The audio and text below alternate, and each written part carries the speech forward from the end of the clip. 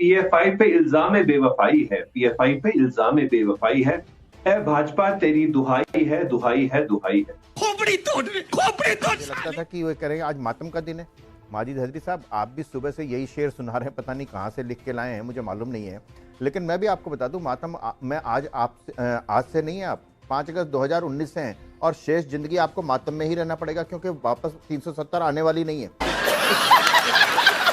लेकिन अब हमें एक चीज देखनी होगी कि आज के दिन भाजपा ने 2024 का शुभारंभ किया, लेकिन आज खुशी का दिन नहीं है। आज भारत के लोकतंत्र का जनाजा निकला है, क्योंकि आज साउथ इंडिया में भाजपा अपना एक रास्ता बनाना चाहता है कि वो केरल जैसे इलाकों में अपना कैसे कब्जा कर ले, बाकी साउथ इंडिया में अपना कैसे कब्जा कर ले।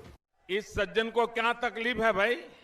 सुबह 5:43 पर अगर बैन लगाए तो इस पर भी लोग ट्वीट कर रहे हैं कि सुबह सुबह 5:43 पर बैन करने की क्या जरूरत थी, आखिर इतनी जल्दी क्या थी? कल तक कह रहे थे कि करते क्यों नहीं, 8 साल हो गए।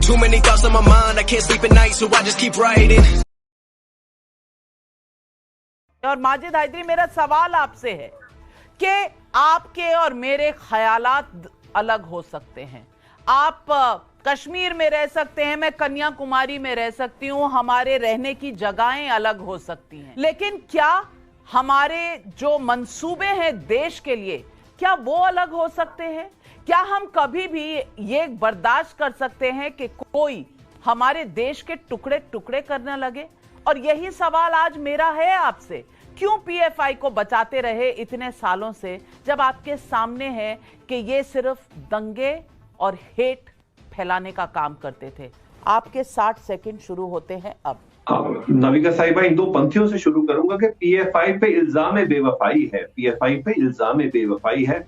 ए भाजपा तेरी दुहाई है, दुहाई है, दुहाई है। खोपड़ी तोड़, खोपड़ी तोड़ साले का। नविका साहब ने अपने बड़ी लंबी कहानी सुनाई, जो एनआईए ने बाकी एजेंसी ने जो प्रोब किए उस पर अपनी लंबी कहानी सुनाई, लेकिन उसमें कहीं चुटकी भर भी मुझे गोला या बारूद नहीं दिखा, एक चुटकी भी आरडीएक्स नहीं दिखा, एक चुटकी भी बंदूक नहीं दिखी, एक चुटकी भी कोई वेपन नहीं दिखा।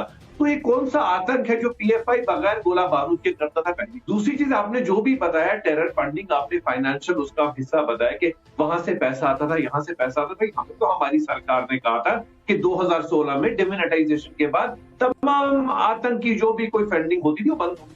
अब या तो हमारी माननीय सरकार तब झूठ बोल रही थी, या आज ये जो रेड किए गए ये झूठ है। अच्छा। लेकिन अब हमें एक चीज देखनी होगी कि आज के दिन भाजपा ने 2024 का शुभारंभ किया, लेकिन आज खुशी का दिन नहीं है। आज भारत के लोकतंत्र का जनाजा निकला है, क्योंकि आज साउथ इंडिया में भाजपा अपना एक रास्ता बनाना चाहता है कि वो केरल जैसे इलाकों में अपना कैसे कब्जा कर ले, बाकी साउथ इंडिया में अपना कैसे कब्जा कर ले। इस सज्जन को क्या तकलीफ है भाई? आज खुशी का दिन नहीं है, बात पीएफआई पे बैन की नहीं है, बात हमारे विश्वास, हमारे लोकतंत्र के विश्वास की है जो हमें 2024 में था। माजिद हैदरी जी, आप कह रहे हैं मैं कहानियां सुना रही हूं, मैं दस्तावेज लेकर बैठी हूं, मैं कहानियां नहीं सुनाती, मैं सिर्फ फैक्ट्स बताती हूं। और ये दस्तावेज तो उन फाइलों की फैक्ट्स हैं, और फैक्ट से आपका कोई नहीं, आपका तथ्यों से कोई वास्ता नहीं है, ये मैं जानती हूं।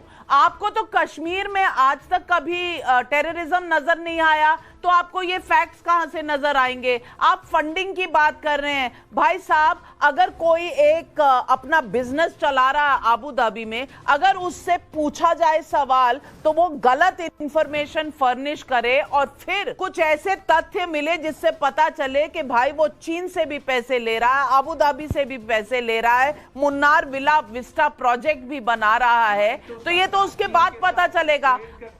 अवनीजेश अवस्थी जी, अगर पहले से ही सवाल पूछने शुरू कर दिए तो इनका कहना हो जाएगा कि भाई वो तो मुसलमान हैं, आप उससे सवाल इसीलिए पूछ रहे हैं क्योंकि आप टाइप कास्ट करना चाहते हैं। हर बात के लिए इनके पास कोई एक्सप्लेनेशन है, कोई बहाना है। डिमोनेटाइजेशन, आरएसएस, क्या ये सब इस पूरे मामले में कहीं भी जगह मिलती है इन आर्ग्यूमेंट्स को? नाविका जी, कल तक की बहस में ये तमाम माजिद हैदरी बैन क्यों नहीं करते, प्रतिबंध क्यों नहीं करते? सरकार की क्या मजबूरी है? सरकार कमजोर है, 8 साल हो गए सरकार को आए हुए, कहती है कि पीएफआई ये कर रही है, पीएफआई कर रही है, बैन क्यों नहीं करते? हम भी मानते हैं कि पीएफआई बैन होना चाहिए। तो मुझे लगता था कि वो करेंगे, आज मातम का दिन है।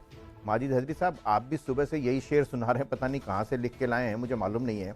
लेकिन मैं भी आपको बता दूं, मातम मैं आज से नहीं है, आप 5 अगस्त 2019 से हैं और शेष जिंदगी आपको मातम में ही रहना पड़ेगा, क्योंकि वापस 370 आने वाली नहीं है। कल तक आप कहते थे कि मैं हिंदुस्तान का नहीं हूं, मैं कश्मीरी हूं। क्या होता है हिंदुस्तान का संविधान, क्या होता है हिंदुस्तान का झंडा, कोई कंधा देने वाला नहीं मिलेगा। अब सुन लीजिए सारी बात पीएफआई की, सारी बात नाविका जी ने एक एक चीज तथ्यों के साथ बताइए, और इससे कई गुना ज्यादा तथ्य जो हैं वो एजेंसीज के पास हैं, बचने वाले हो नहीं। जो आप ये बता दीजिए, आपको ये मालूम होना चाहिए कि इतने दिनों तक जो तैयारी चल रही थी, 1 साल 20 राज्यों में 90 जगह जब एक साथ रेड पड़ती है ना, तो किसी को भागने का मौका भी नहीं मिलता, जिसकी आपको उम्मीद नहीं थी। सुबह 5:43 पर अगर बैन लगाए, तो इस पर भी लोग ट्वीट कर रहे हैं कि सुबह 5:43 पर बैन करने की क्या जरूरत थी, आखिर इतनी जल्दी क्या थी। कल तक कह रहे थे कि करते क्यों नहीं, 8 साल हो गए।